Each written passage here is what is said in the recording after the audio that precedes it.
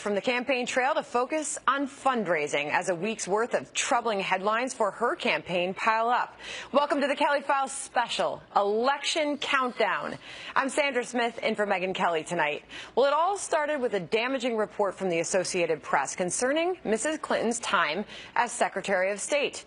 The AP found she met with dozens of Clinton Foundation donors who gave some $156 million to her family's charity, raising big questions about whether access to her was being sold to the highest bidder, something the Clintons deny. Then, just a day later, in a Kelly File exclusive, WikiLeaks co-founder Julian Assange hinted to Megyn Kelly that he's sitting on some significant information about the Democratic nominee.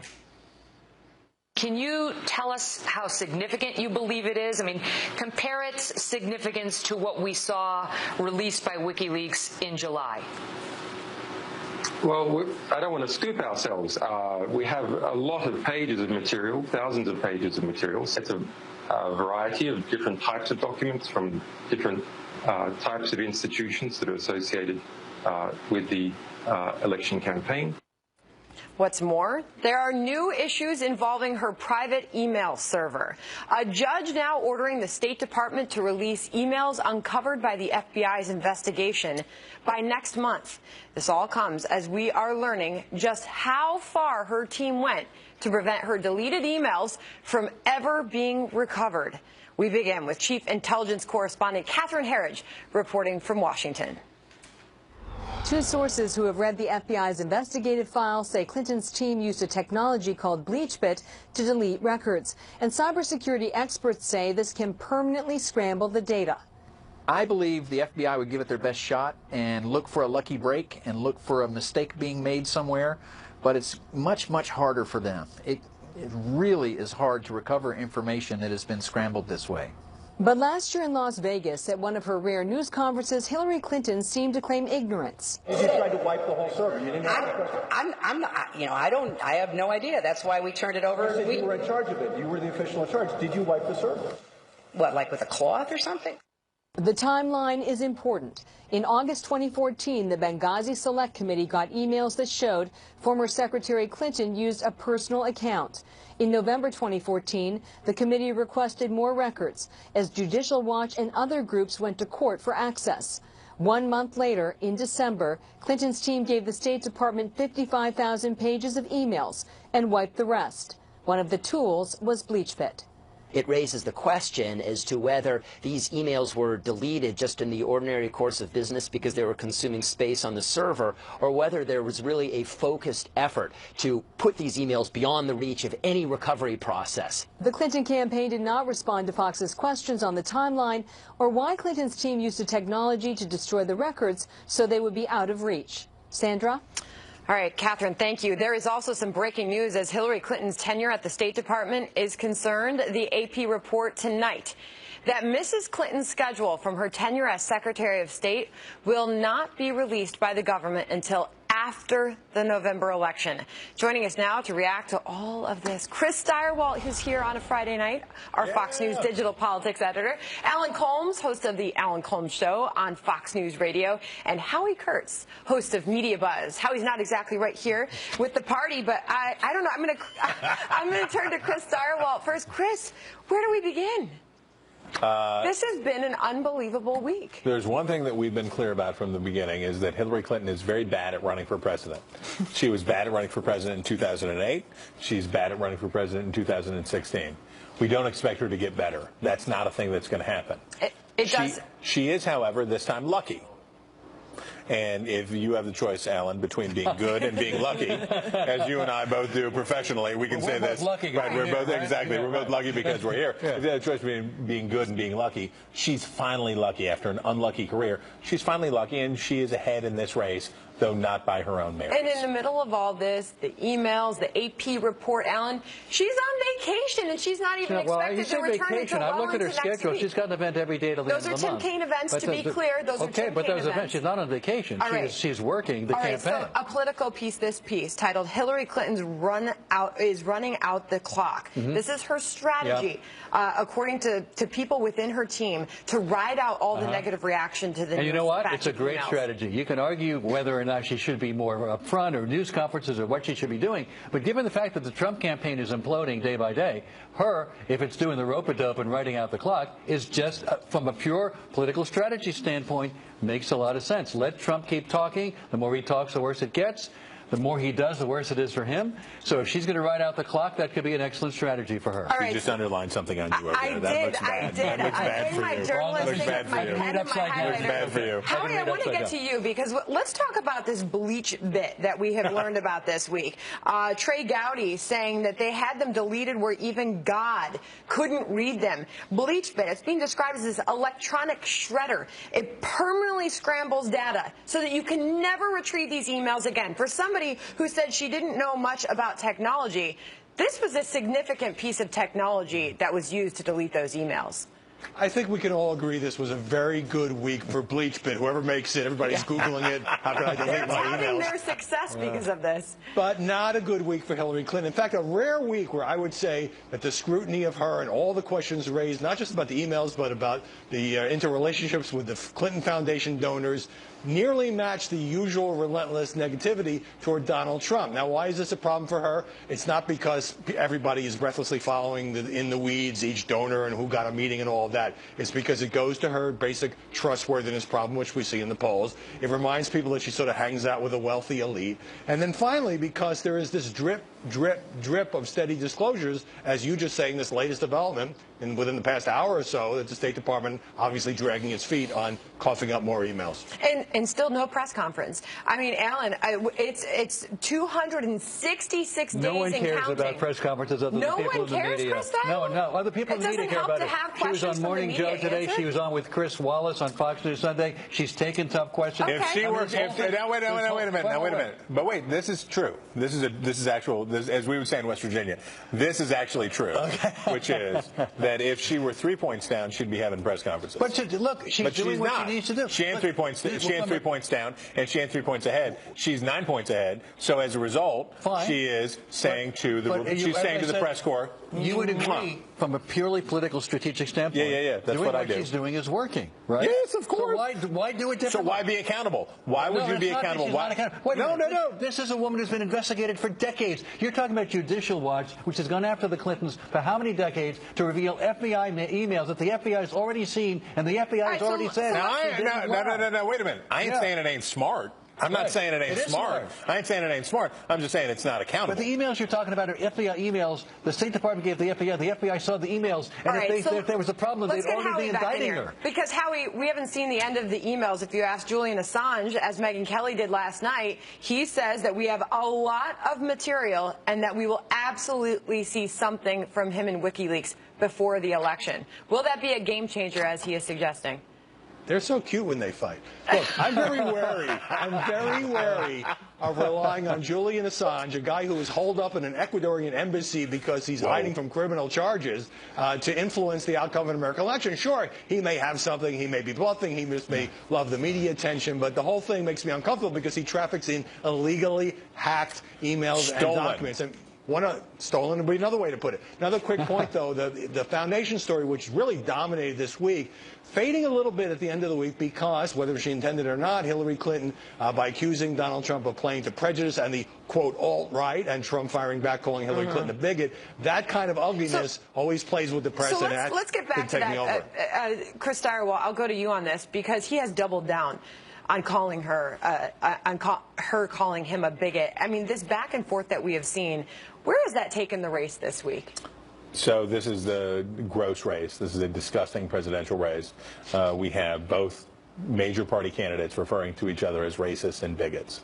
So that's where we are. And this is why we see the numbers in the polls of the deep dissatisfaction across the broad electorate with what they've got. They're not happy, and the two-party system is failing these people, and they're not happy. All I can say is this. Donald Trump has successfully, to a degree, muddied the water over allegations of bigotry. And she says he's a bigot. He says she's a bigot. She's going to make it stick. Where it goes from here, We'll see. And we'll have more on that coming up, but we are getting pretty darn close to the big election day, so time is running out. 10 weeks. You look too excited about that. It's very exciting. That's where they put us in 10 weeks. Be a great 10 I know weeks, it's going to be good. Yes. All right, thank you to all of you for joining us today, Howie, Alan, and Chris. Thank you. All right. Thanks, Sandra. As we just mentioned, new fallout after the Kelly Files exclusive interview with WikiLeaks founder Julian Assange. Assange telling Meghan he has thousands of documents on Clinton he's set to release before Election Day. Bud Jackson and David Wall debate whether an explosive leak could truly hurt the Democratic nominee ahead of November 8th. Do you believe the information in your possession could be a game changer in the U.S. election? New reaction tonight to the Kelly Files exclusive interview with WikiLeaks founder Julian Assange. On Wednesday, our viewers heard Assange promise a 2016 game changer. Thousands more Clinton documents released by his group before voters hit the polls. Watch. Are we going to see it before the November 8th election? Yes, absolutely. I mean, in the case of the DNC leaks, for example, we pushed as fast as we could to try and get it in before the Democratic nomination conference, because obviously people have a right to understand who it is that they're nominating and what sort of process was involved. And the same is true here for the U.S. electoral process. People involved in that election have the right to understand. Do you believe the information in your possession could be a game changer in the U.S. election? I think it's significant. Joining me now, Bud Jackson is a Democratic strategist and chairman of the American Working Families PAC, and David Wohl is a Trump supporter and attorney. All right, so let's start out with you, David. You just heard him, Julian Assange promising another big email dump. What will this be a game changer? What does it take for this to be a game changer? Yeah, Sandra, well, the mainstream media is so far in the tank for Hillary Clinton. They won't investigate anything negative about her. They won't report anything negative about her. They're engaging in a de facto cover-up for her.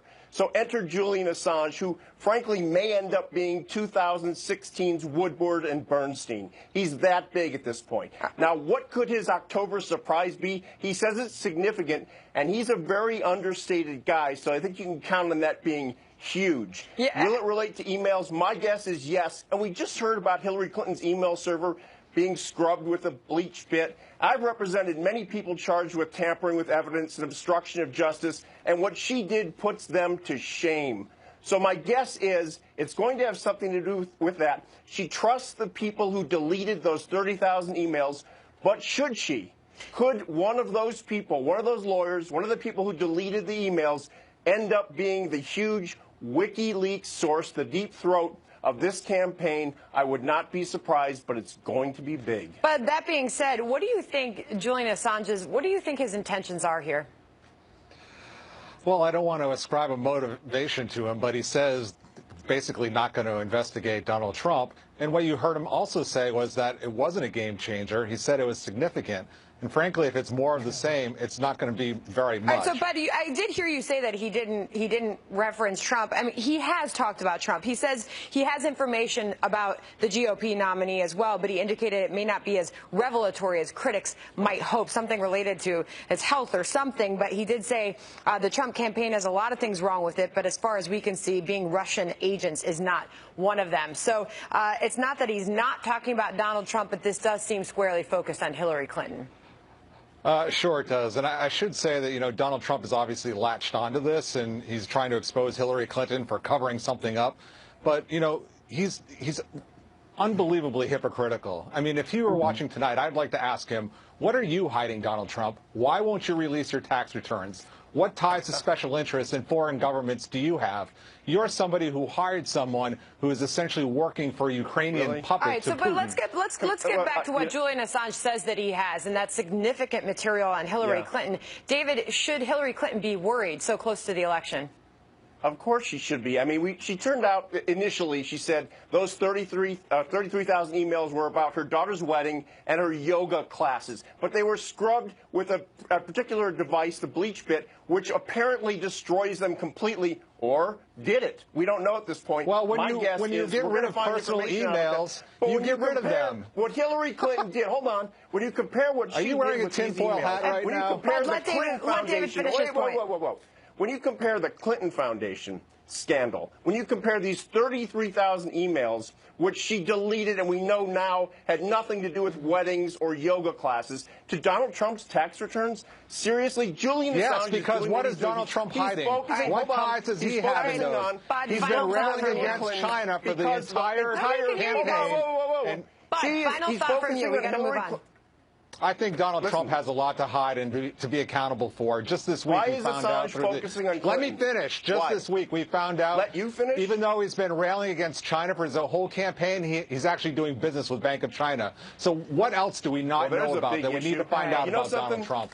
Release your tax returns, Donald Trump. He's focusing on Assange is focusing on Clinton because the entire body of the mainstream media is There's more information out there about Hillary Clinton than there is about Donald Trump. We need more disclosure from Donald Trump. What is Donald Trump hiding?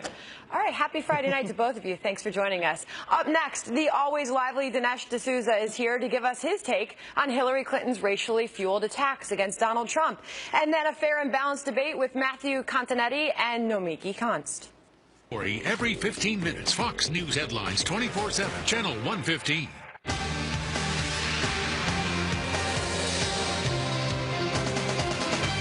Accusations of racism and bigotry continue to fly between Donald Trump and Hillary Clinton. Earlier today, the GOP nominee delivered a direct response to recent attacks tying him to white supremacists by posting a new ad accusing Mrs. Clinton of being, quote, the real predator. Clinton herself isn't backing down on the issue, this time mocking her opponent's outreach to the African-American community in yet another ad.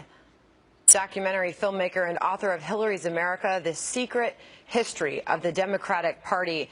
What do you make of Hillary Clinton's claim, Dinesh, that Donald Trump is racist? This week, she said he has a long history of racial discrimination, and he built his campaign on prejudice and paranoia. See, I think that this is these accusations against Trump are complete foolishness. Now, Trump has made some insensitive remarks, but insensitivity is not the same thing as bigotry. Well, I mean, his remark, for example, about calling that fellow a Mexican, that would be, you know, he's an American of Mexican descent. It would be like calling me an Indian. I'm an American of Asian Indian descent. That may be crude or foolish, but it's certainly not bigoted. Okay, so Trump is fighting right back. He's called her a bigot. He's been asked about that. He's doubled down on it and called her a bigot a couple times this week. Said she's not doing anything to help these communities. She's not doing anything, or her party, he said, to help African American and minority communities.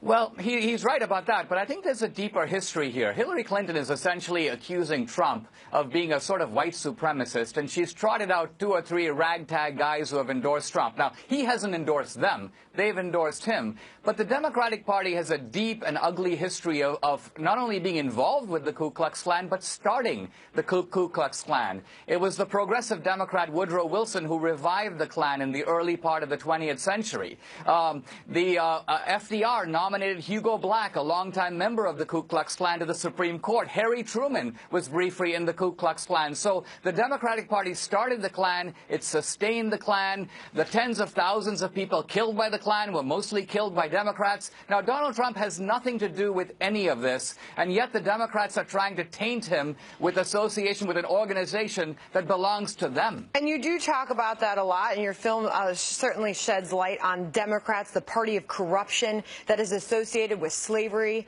lynchings, the KKK. Your film highlights a lot of this. Where do you see this going? The rhetoric on racism by both candidates heating up this week. How is that changing this race?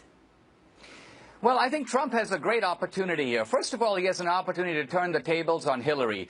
Hillary's case against him relies on pretty much one guy, David Duke. Now, when David Duke claimed to be a Republican, the whole Republican Party repudiated him.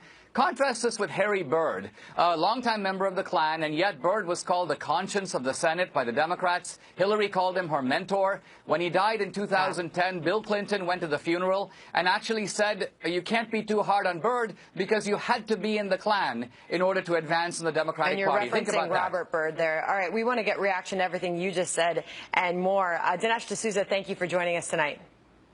My pleasure. Matthew Continetti, editor-in-chief of the Washington Free Beacon, and Nomiki Konst, host of The Filter on Sirius XM Progress. I'll start with you first, Nomiki. What did you make of Dinesh's comments just now? I mean, that's some curious logic that he's using about Hillary Clinton. I think there are several cases over the 35, 40-year history of Donald Trump, all the way going back to when he was trying to open up a casino in Bridgeport, Connecticut, and he said that the Indians don't look like Indians, so they shouldn't be justified with their Native American exemptions from taxes. All the way back to when he was being sued for not renting to African Americans. He's had racial discrimination lawsuits against him. This is a man with 40 years of history against minority groups. It's not just about David Duke. All right, it's Matthew, about that he speaks in code. Is Nomiki's argument fair?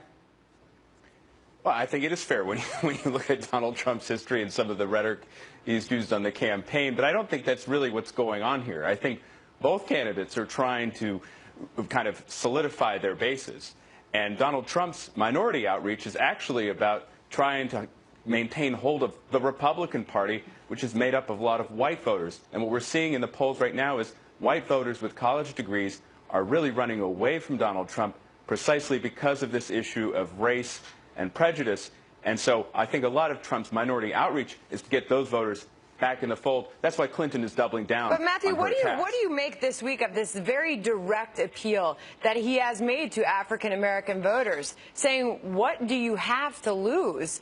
Essentially painting a picture of, are you happy now? Are you better off now than you were 8 years ago? Do you want more of the same? Well, saying what do you have to lose is a little bit different from saying are you better off now than you were 8 years ago. And I think many African Americans, when you look at the reporting, you look at the reactions, found the comment patronizing. I mean, there's one thing to say, well, my policies are going to help minorities more than, say, the Democratic policies are. That's not exactly how Donald Trump puts it. And so in this sense, he's kind of shooting himself in the foot. His larger problem, though, is he's not running at the head of a unified party. And this is a problem that he's been struggling with continually.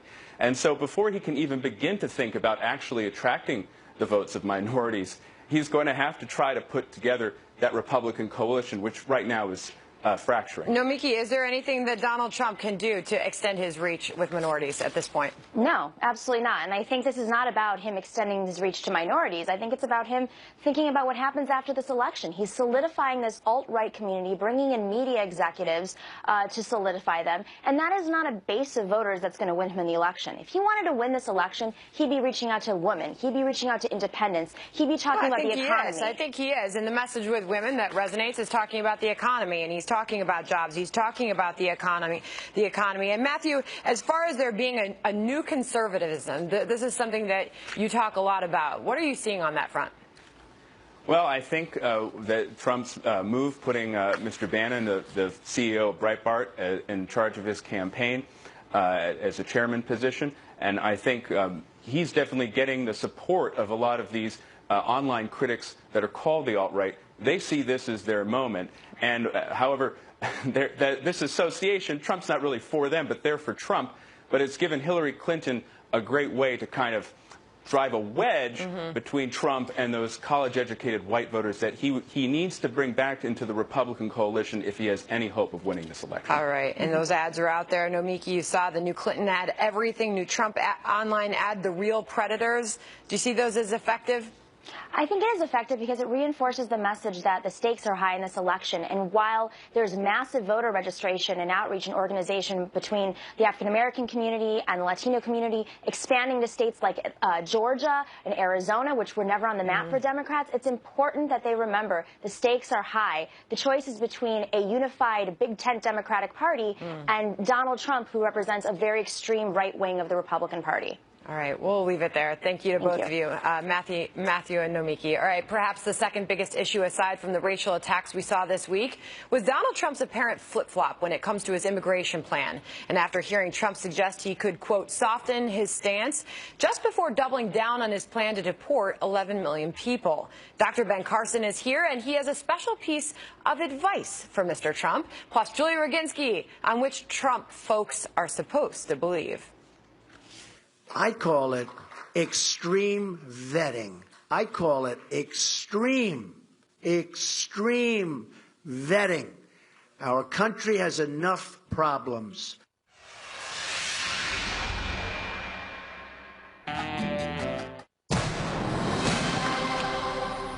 Donald Trump expected to speak soon at an event that was just closed to the press, and the big question is whether he will address what many have called his major flip-flop on immigration over the course of the past week. Trump largely built his campaign on the promise that he would not compromise on the issue of deporting some 11 million people in the U.S. illegally. But on Tuesday, he was telling Fox News he might be willing to, quote, soften his plan. Is there any part of the law that you might be able to change that would accommodate those people that contribute to society, have been law-abiding, have kids here? There certainly can be a softening because we're not looking to hurt people. We want people. We have some great people in this country. We have some great people in this country. But we're going to follow the laws of this country. The so-called shift, however, only lasting 48 hours, as last night he was once again saying those illegal immigrants have to go. Carl Cameron is live in Las Vegas with more tonight. Hey, Carl. Hi, Sandra. Well, Mr. Trump has left the Strip and his Trump Hotel here in Vegas, and he's headed up to Lake Tahoe for an event with the Nevada Republican Party. It was originally supposed to be closed. There was talk this morning that they might open it up and allow him to make some remarks, so that we could have a press pool camera go and shoot it and see whatever news there was. But they decided at the last minute they were going to keep the doors closed, as was their original plan. As to Mr. Trump's immigration plan and what some have called this flip-flop, there may be some distinctions and some differences that haven't really been delved into deeply enough. Trump said for the better part of a year and a half, really from the very beginning of his campaign, that illegal aliens, undocumented immigrants, all had to go back out of the country, that they simply could not be here. And then he said softening that for folks who are law-abiding and have been here for a while, have roots in the community, and are contributing to society, as you played. So last night, when Trump appeared to reverse himself, it's a little bit different. What he said was anybody who wants legalization, in other words, to be in the country and be a documented immigrant, would have to go back to their home nation and then apply for citizenship, come to the U.S., and go through the process. Those two things are not actually mutually exclusive. In fact, there could very well be undocumented immigrants who decide that they don't believe it, and they're not going to go back to their home country and just remain in the country as illegal immigrants. That creates sort of another gap and another question as to what Mr. Trump's ultimate immigration proposal will be. What about those folks who won't self-deport? What about those folks who won't go home and try to come back? How will they be dealt with? Now, Trump said today that on day one, very quickly, they would get all the criminals, all of the folks who are wreaking havoc, that he talks about, criminals who are killers and drug dealers and gang cartel members, et cetera, et cetera. He says he'll round them up and get them out very, very, very quickly. For those who don't self-deport, there is still very much an open question. And he did answer one question today. In an interview for Greta Van Susteren's show, he said that he will have a comprehensive immigration policy speech sometime in the next couple of weeks. So we'll get the details. In the past, when people said comprehensive immigration, it usually meant amnesty. Trump says there will be no amnesty. Sandra? All right. Carl Cameron, thank you. Joining me now, former GOP presidential candidate Dr. Ben Carson is here. Good evening to you, sir. Hi, Sandra. All right, so a big part of the news this week was Donald Trump doubling down on his claim that Hillary Clinton is a bigot. You have some advice for Donald Trump on that front. You have suggested that he do what about that discussion? Well, you know, I have advice for everybody in the political arena, and that is the issues that are facing us as a nation are extremely serious. And let's not get diverted into a name-calling contest and who can call the other one the worst name. Whether, it's legitimate or not, the title doesn't matter. What does matter is the fact that we're approaching $20 trillion in debt. That's going to destroy the lives of people who are coming after us. What does matter is the fact that we have all of these terrorists who want to destroy us, that our school systems are being jeopardized. So based on what you're saying, there are the obvious serious issues that need to be discussed by both candidates. But it seems that that the real issues get muddied with this back and forth, particularly this week, over racism. What would you say to Donald Trump? I know that you've got his ear about that. Yeah. Well, the key thing is I can fully understand why Hillary would do it, because she doesn't want to discuss the issues. She doesn't have any reasonable policies, no way to deal with the deficits and with terrorism, and with the prison system, with education, all of these things. She has no good answers. Trump has a lot of good answers. So I would say, let's deal with the things that have almost 70% of the American people dissatisfied with the direction of the country.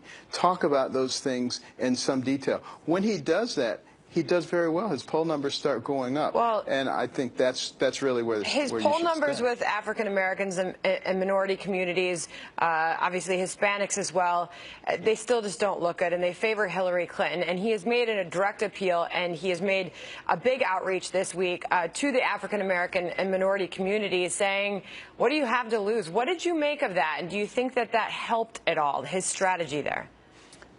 Yeah, well, what he was really saying is that, the policies of the Democratic Party over the last 40 or 50 years have not resulted in a very good situation, particularly in a lot of our inner cities.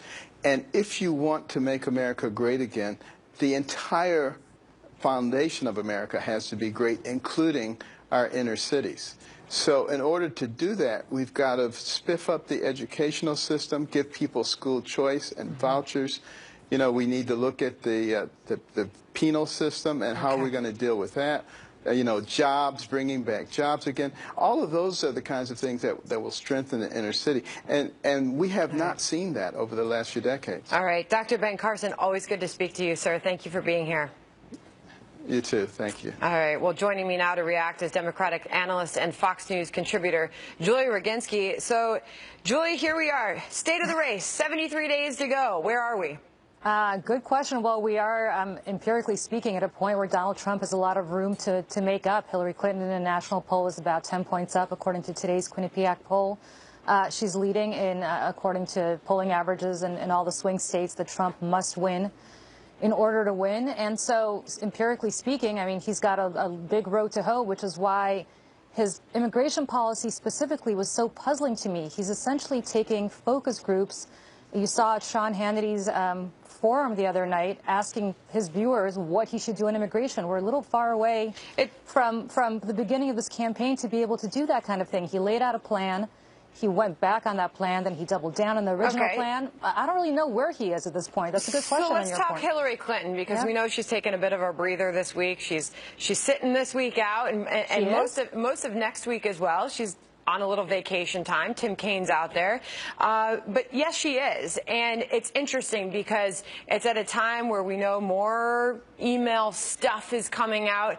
Has this been her, as Politico wrote this week, trying to just let the clock run out? She's got a 5.5-point lead in the latest Real Clear Politics average. Is that a strategy? Well, I don't think she was sitting out that speech yesterday. I thought that speech was incredibly effective, not just in doubling down for her base, but more importantly, trying to appeal to those Republicans that have questions about Trump and about his temperament. She laid out a very coherent, I thought, specific outline as to why those people should not necessarily look at Trump as a potential savior for the Republican Party. All right. But she is, to some extent, you have a good point. She is ahead. It's hers to lose. She just, first do no harm is basically where she is in this campaign right now. Oh, well, I don't know about that. RNC Chairman Reince Priebus, we're going to talk about this in a second. He's made a prediction that things could still turn around by Labor Day. That's his job. He's got to spin for his candidate. I get it. Julie Roginski, good to see you. Great to see you, Sandra. Thanks for being here tonight. Also, just days after RNC Chairman Reince Priebus predicted Donald Trump would overtake Hillary Clinton in the polls by Labor Day. New numbers from one poll show an uphill climb for Mr. Trump. So can the GOP nominee begin a dramatic turnaround in just the next 10 days? A fair and balanced debate about that next.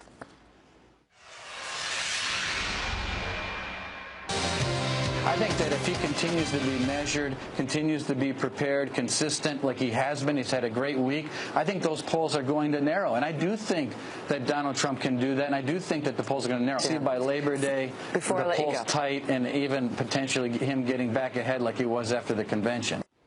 That was RNC Chair Reince Priebus earlier this week on the Kelly File, saying Donald Trump's slide in the polls behind Hillary Clinton will reverse within the next 2 weeks. So far, we've seen the opposite. A new Quinnipiac poll putting Mrs. Clinton above 50% for the first time and sees her lead increase to 10 points. That poll stretching Clinton's lead to 6 points in the average of all recent national polls.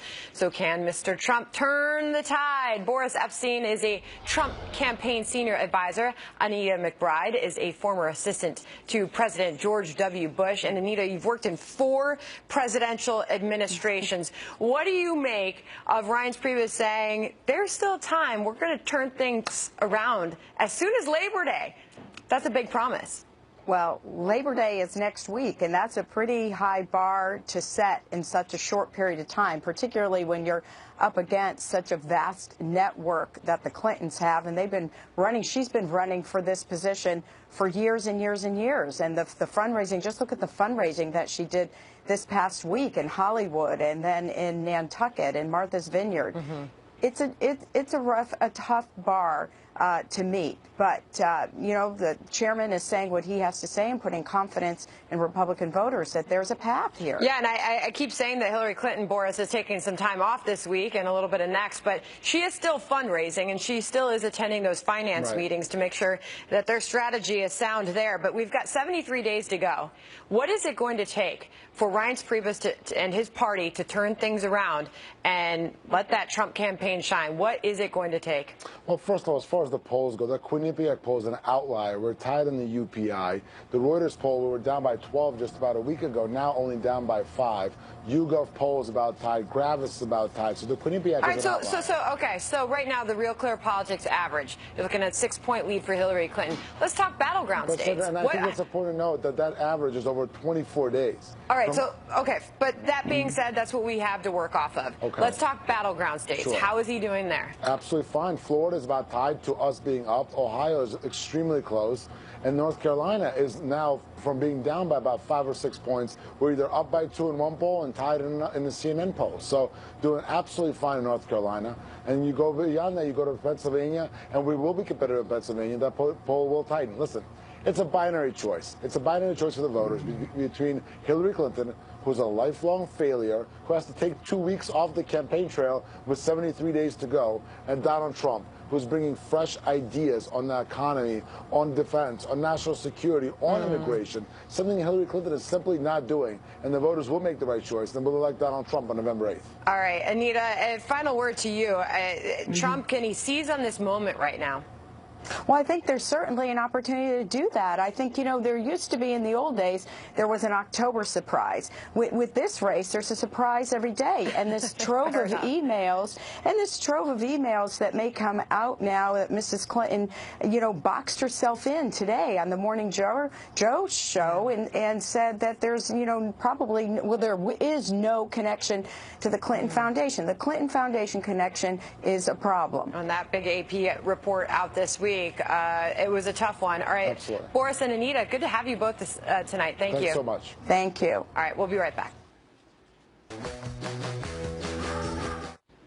Well, this has been a fun Friday night. Thanks for joining us. It's good to have you. And by the way, wake up early with me tomorrow. I'll be hosting Fox and Friends. I'll be on the curvy couch at 6 a.m.